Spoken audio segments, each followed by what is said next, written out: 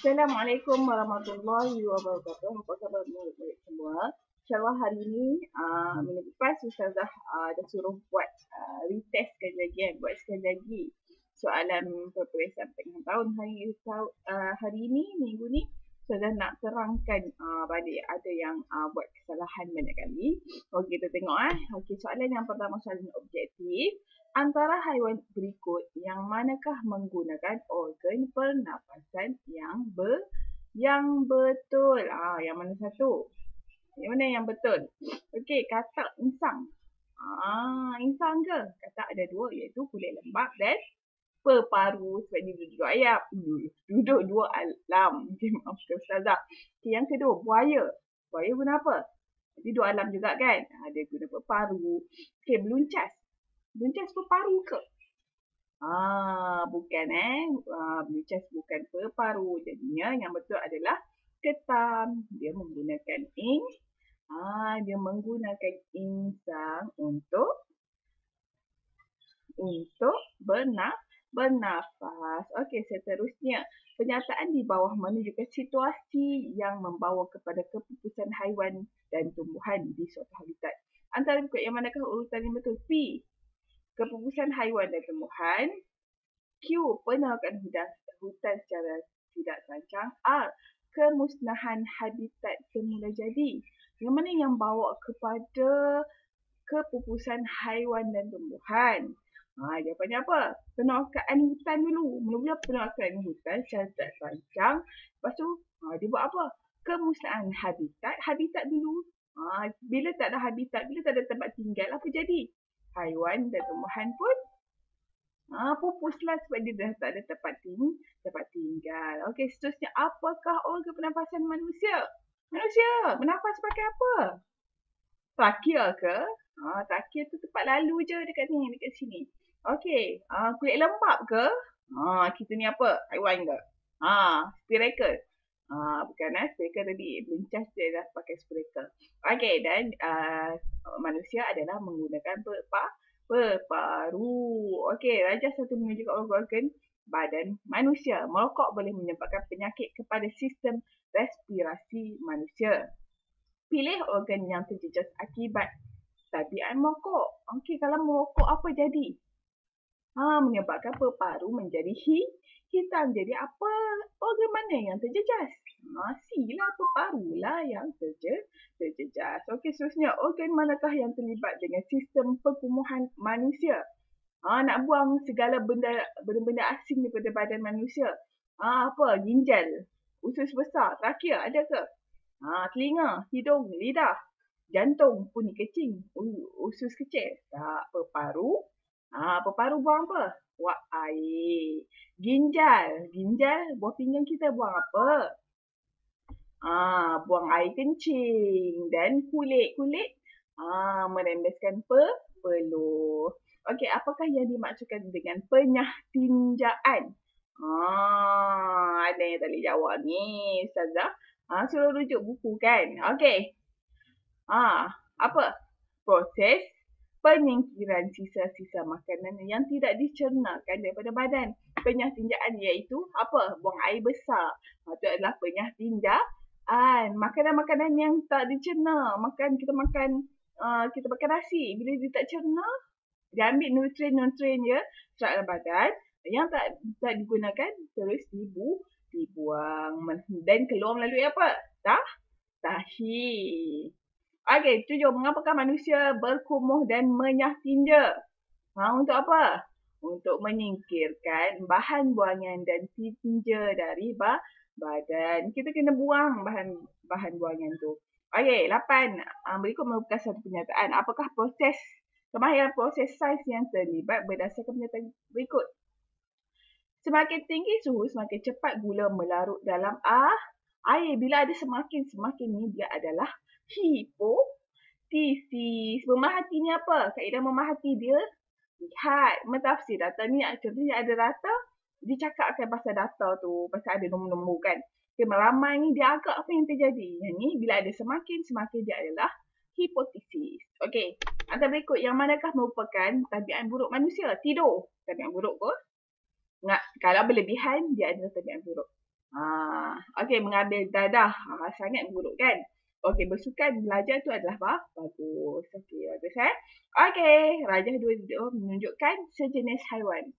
Antara haiwan berikut yang manakah mempunyai struktur pernafasan seperti haiwan di bawah? Burung guna apa? Burung guna sama macam manusia menggunakan peparu. Ikan mas guna peparu ke? Belalang guna peparu ke? Dia pakai spiracle. Lintah guna kulit lembap. Ikan mas guna insang. Jadinya ikan paus saja. Ikan paus ni dia special sikit. Dia peparu, dia menggunakan peparu dan dia beranak. Kalau ikan lain dia bertelur. Dia special sikit Mesti kena ingat ni Okey, antara haiwan berikut yang mereka mempunyai struktur pernafasan yang sama dengan kehidupan yang ditunjukkan. Ni dia guna apa? Guna spiracle. Ni ulat beluncas kan, nampak tak? Ulat beluncas. Ulat beluncas menggunakan spiracle. Jadi dia adalah belalang. Sotong? Sotong guna apa? Insang. Katak? Peparu dan kulit lembap. Ikan salmon? Insang. Okey, itu dia Okey. Rajah 4 menunjukkan jenis haiwan. Mengapakah hidupan tersebut dikelaskan sebagai haiwan mamalia? Kenapa paus ni mamalia? Sebab dia menglahirkan anak dan bernafas melalui peparu. Satu saya cakap dia special sikit. Dia special sikit Okey. Antara haiwan yang mempunyai lebih daripada satu organ pernafasan seperti katak, apakah haiwan lain yang mempunyai organ pernafasan sama seperti katak? Katak ada? Dia ada kat apa? Dia ada 2 kan? Sebab dia duduk 2 alam. Dia dalam air dan di darat. Jadi, apa yang sama macam dia? Ialah salamander. Boleh Google salamander ni macam mana? Ikan tak, berudu tak, pacat pun tak. Pacat kulit lembap. Ikan insang, berudu pun insang. Okey, apakah contoh haiwan invertebrata? Invertebrata ni apa? Yang tidak mempunyai tulang belakang. Kura-kura ada, kancil ada, katak ada, nyamuk ada. Ada. Jadinya dia adalah invertebrata. Rajah 5 menunjukkan satu pokok yang telah tumbang seminggu. Apakah kesimpulan yang dapat dibuat berdasarkan pemahatan kamu? Okey, pokok ni dia terbalik. Jadinya pokok memerlukan cahaya matahari. Pokok bergerak balas terhadap cahaya matahari.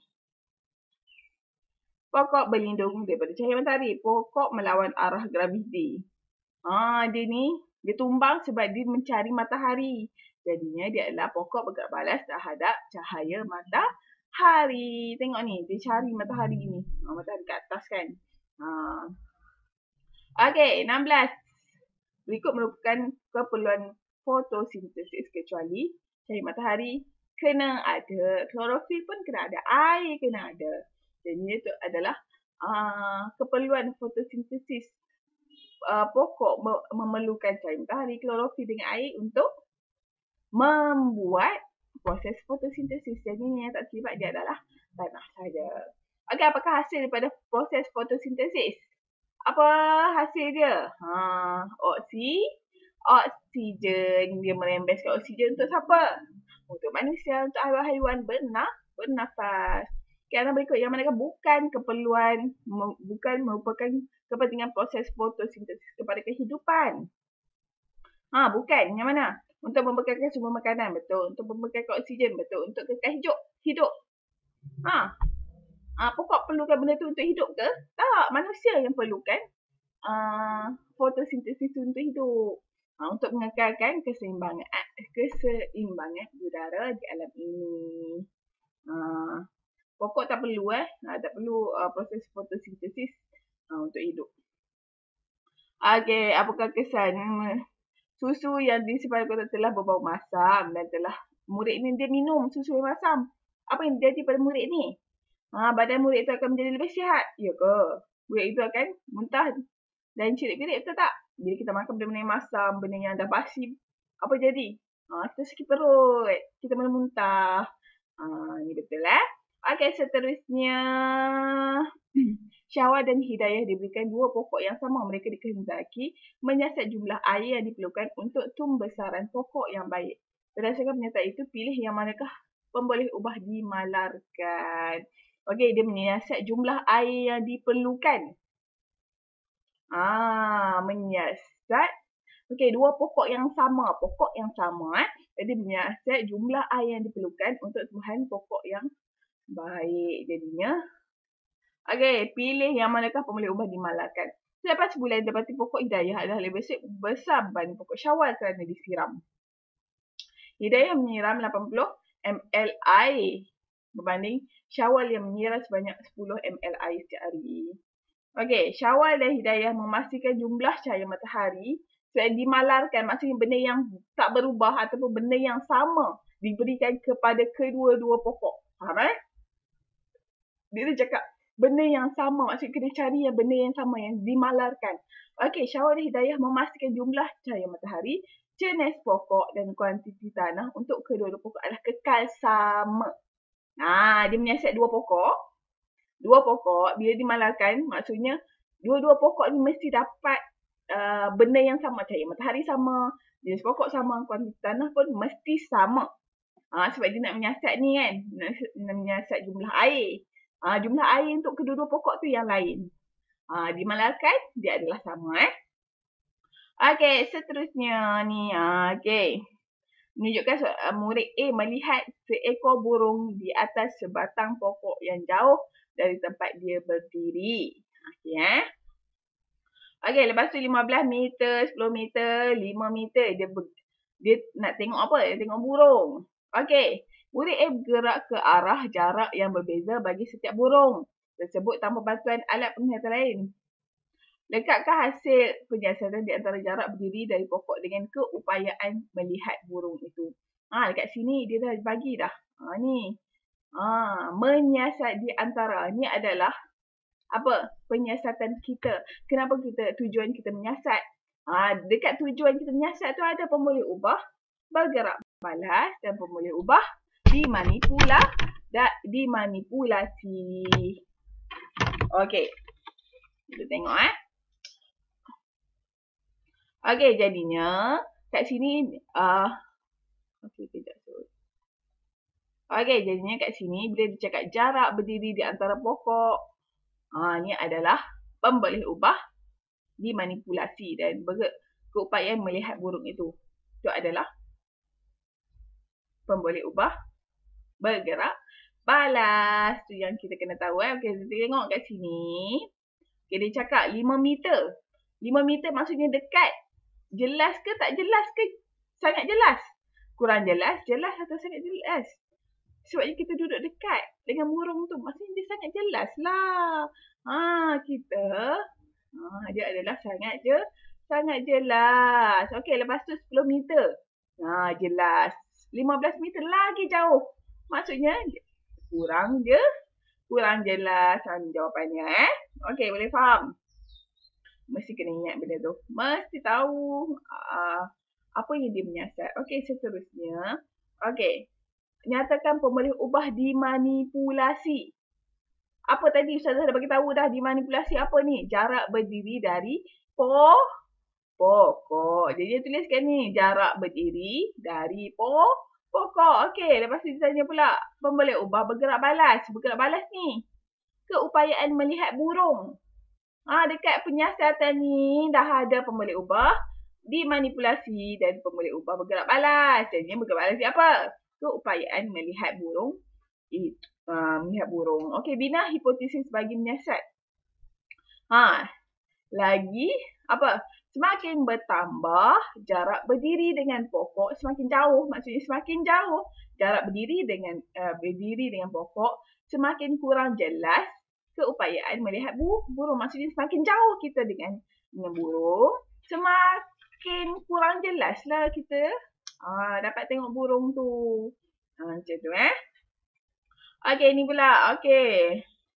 Lekatkan alih pernafasan berikut berdasarkan organ yang terlibat ni. Okey, kalau tarik nafas apa jadi? Hidung, trakea dan peparu. Dia melalui hidung, lepas tu trakea, lepas tu peparu. Lepas tu, kalau menghembus nafas, daripada peparu ke trakea ke hidung. Okey, seterusnya ni. Okey, manusia menyingkirkan bahan buangan dari badan bagi mengelakkan penyakit. Pilih jawapan yang betul di antara organ perkumuhan dan bahan buangannya. Okey, kulit menyingkirkan pelur, ginjal menyingkirkan air kencing, peparu menyingkirkan karbon dioksida dan wap air. Senang je.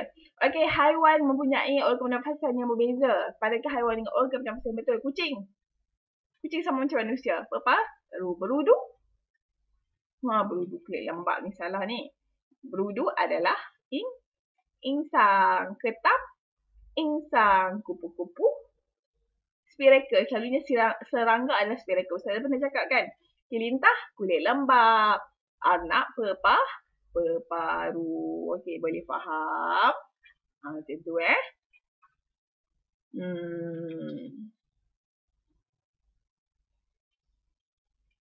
Okey, seterusnya. Okey, fotosintesis ni.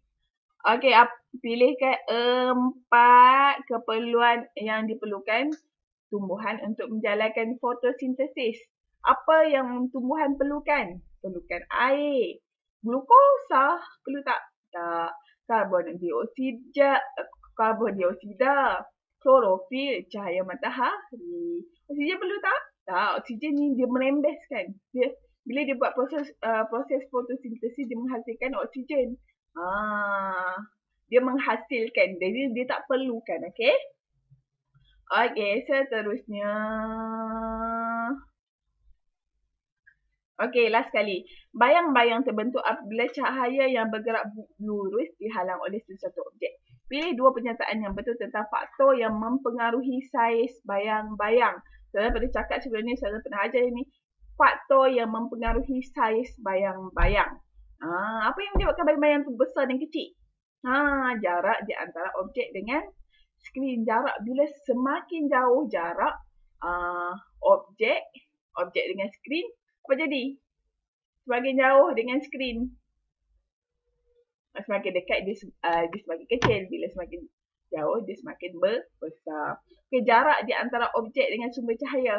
Sumber cahaya, torchlight. Bila dia dekat dengan objek, apa jadi? Bila dia jauh dengan objek, apa jadi? Okey, jadinya itu sahaja untuk hari ini. Saya harapkan awak faham. Sebabnya ramailah yang salah. Jadinya saya minta semua mesti ingat balik apa yang kita dah belajar dan faham lah. Dan tahu kesiapan masing-masing dan jangan buat lagi lepas ni. Okay, itu saja. Terima kasih. Assalamualaikum warahmatullahi wabarakatuh.